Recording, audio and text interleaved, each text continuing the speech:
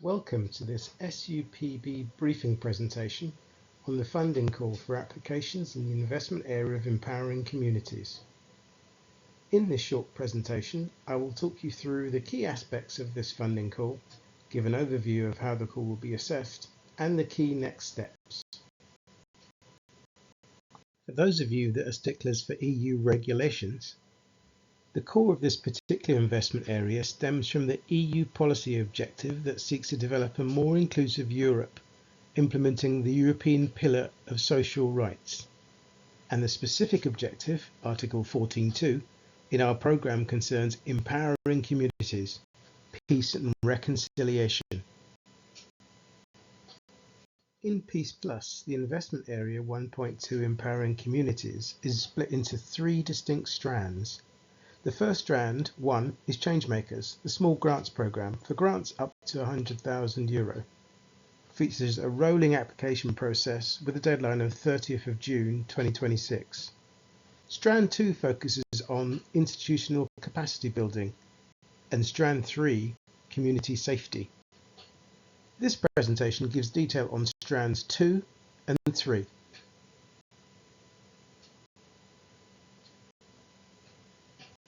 So starting with Strand 2, the particular focus here is capacity building. Every PEACEPLUS project has outcome and results targets. The objective of Strand 2 is that capacity is built such that supporting organisations can seamlessly work in collaboration with key stakeholders in pursuit of the advancement of its constituents, members and/or community. The result will be that organisations have the necessary skills to develop and contribute to peace and reconciliation. The outcomes of your funded project must achieve the following output and result.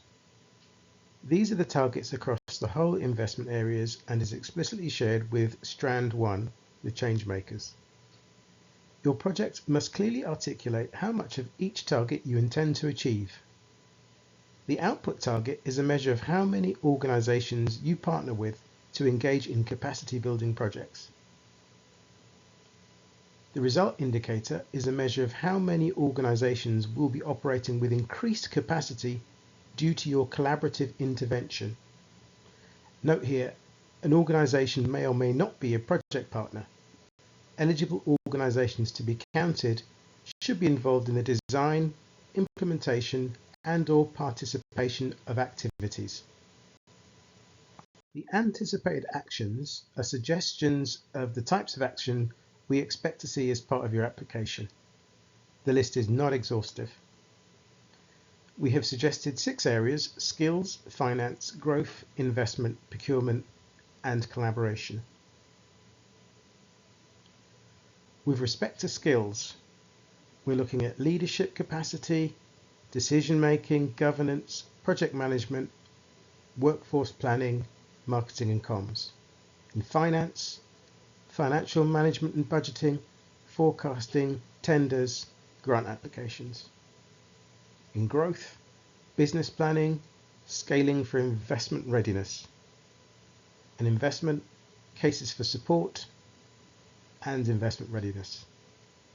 Procurement, the principles of public and private procurement, contract management, readiness to bid for service contracts, diversifying income.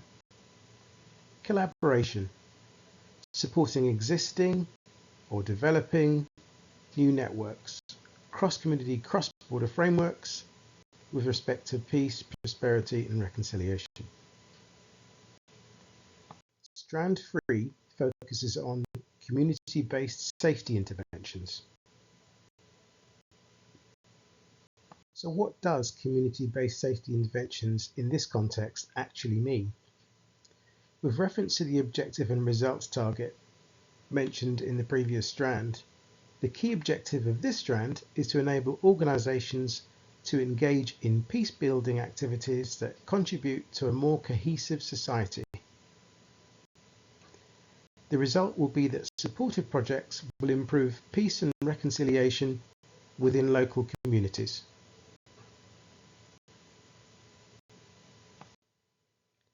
The outcomes of your funded project must contribute to these output and result targets, those being 960 jointly engaged organisations in local projects. As mentioned earlier, an organisation doesn't have to be a full project partner. Eligible organisations to be counted should be involved in the design, implementation, and/or participation of activities. And 24,000 people from different communities engaged in those local projects. It's good to note here that these targets are shared across the entire investment area, so there is not an expectation that the total target values will come from this strand alone. The majority is likely to come from strand 1, Changemaker projects. Here are a few suggested actions that projects could cover. Firstly, celebrating diversity. Intergenerational projects that include activities that combat racism and promote social integration, recognise and supporting the rights of people of different races, religions, abilities, sexual orientation, cultural or ethnic backgrounds. The second, community-based safety interventions. Intergenerational projects that address controversial and complex legacy issues, local and community safety issues, opposing and dissenting views, racism, sectarianism, paramilitarism, radicalisation, actual and perceived antisocial behaviour. Antisocial behaviour interventions. A focus on improving services and outcomes through delivering practical solutions to preventing crime and behaviours that could lead to criminal activity. Diversion initiatives. Transitional activities for people who have served time in a detention facility or have been subject to non-custodial sentence and their families. Restorative interventions. Intergenerational projects that focus on restorative practices to address behaviours or issues promoting safety and community cohesion, community mediation and conflict resolution skills. If your application arrives in time and has all of the mandatory attachments uploaded, assessors will begin assessing your application. Assessors will use 7 criteria to score your application. In criteria 1, we're looking at if in the application are the objectives clear? Are the proposed output and results indicators realistic and achievable? Are the outputs and results what we would expect for in this investment area? Does the application build on existing practices and contribute to wider strategies? Is it a good fit with a strategic context? Is there a project focus on direct contribution to peace, reconciliation, or prosperity? Is there a focus on social cohesion, disadvantage, or economic growth? How does a project engage or intend to engage with stakeholders or groups that are relevant to these goals? In criterion 2, we're looking at, is there a plausible project intervention logic? Is it well designed and presented? Are the outcomes clearly defined, realistic and quantifiable? Is there a clear link between the need, objectives, resources, activities, outputs and results? Can the indicators be realised in the time frame? Does the project build on any previous work? Is the work plan realistic, consistent and coherent?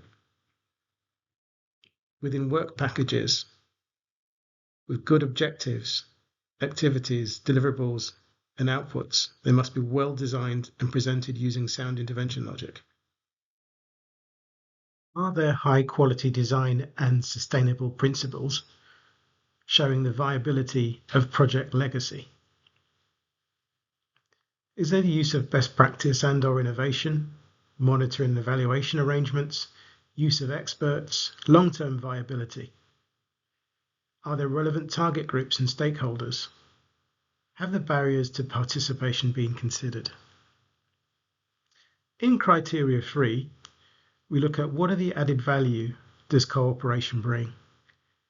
How are the proposed results and outputs are enhanced by cooperating on a cross-border basis? How does it add to what's out there? Is cooperation adequately demonstrated across the partnership?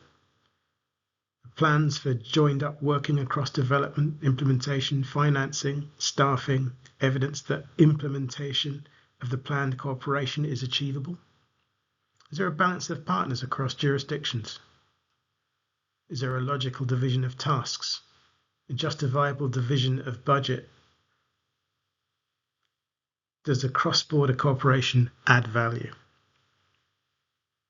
In criterion 4, we look at, is there a project team with the right skills and experience to lead the project? Is the project structure able to deliver the outputs? Is there sufficient staff and plan for implementation? The meeting schedules, agreed lines of responsibility, reporting, accountability, experience of managing projects of a similar size and scope, partnership composition relevant for the proposed project. Is there a well-organized operational management structure? Is there adequate control and transparency? Is there good governance, a right mix of experience, qualification, and expertise? Is there competence in the thematic field? Are there complementary skills partners are able to participate in, deliver, and maintain the project?